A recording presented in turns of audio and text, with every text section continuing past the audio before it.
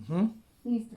Entonces, la auscultación pulmonar es un procedimiento, es un examen físico que se realiza para mirar si no hay obstrucción del aire a nivel de los pulmones.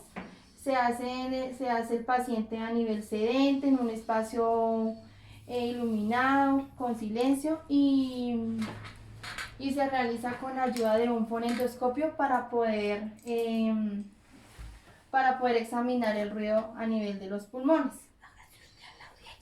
Entonces comenzamos acá a tomar, a examinar al paciente, se le pide que por favor tome aire profundo y lo suelte. Profundo y lo va soltando a medida que yo le voy pasando el fonendoscopio.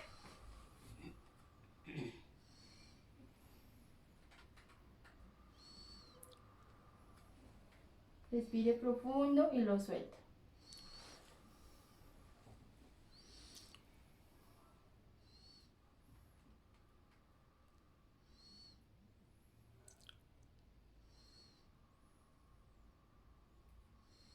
Listo, este examen se realiza para mirar si hay alguna obstrucción a nivel de los pulmones. Gracias.